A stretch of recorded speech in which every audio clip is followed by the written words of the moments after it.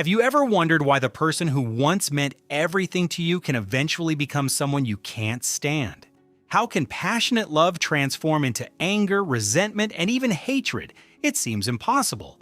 After all, love and hate feel like complete opposites.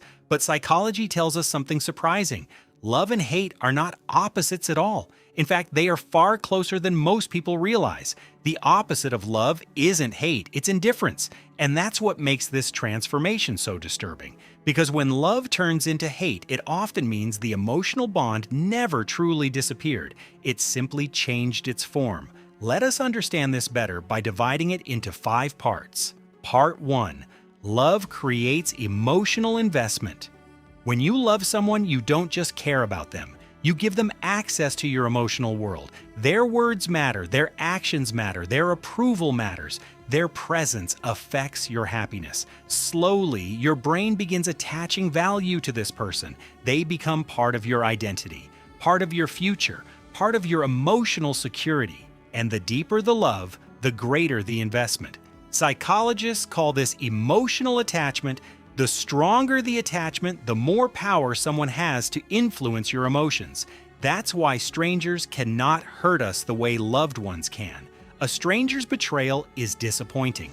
A loved one's betrayal can shatter us. Part 2. The birth of hate rarely appears out of nowhere. It is often born from wounded love. Think about it. When someone we deeply love lies to us, cheats on us, abandons us, or betrays our trust, the pain isn't created by the event itself. The pain comes from the gap between expectation and reality. You expected loyalty, you received betrayal, you expected honesty, you received deception, you expected love, you received rejection. The brain struggles to make sense of this contradiction.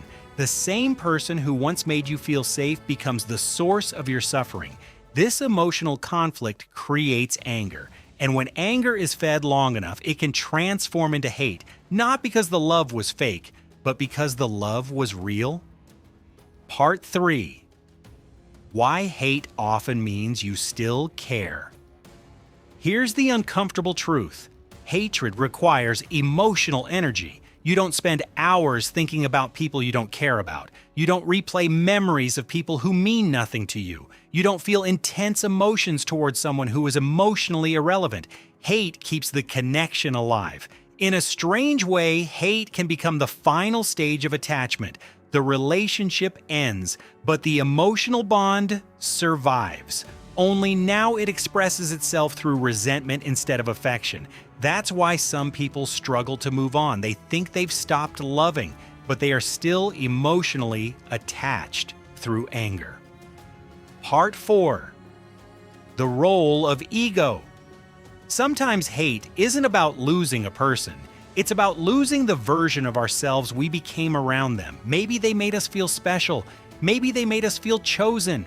Maybe we imagined a future together. When that future collapses, our ego suffers. We don't just grieve the relationship, we grieve the identity attached to it. And the mind searches for someone to blame. The result? Resentment, bitterness, hatred, not because we miss who they are, but because we miss who we were. Part 5. The final stage, indifference. Most people think moving on means learning to love again, but psychology suggests something different. True healing begins when neither love nor hate controls you, when their name no longer changes your mood, when their memory no longer ruins your day, when you stop needing a revenge, stop needing answers, stop needing them to regret losing you. That is freedom, because the opposite of love is not hate, it's emotional neutrality, indifference.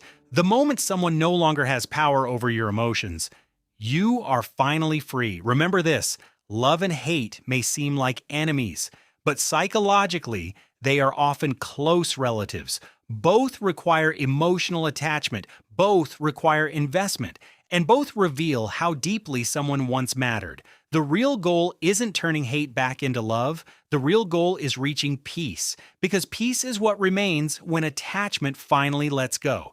If you enjoyed this video, subscribe for more insights into psychology, human behavior, love, heartbreak, and emotional mastery.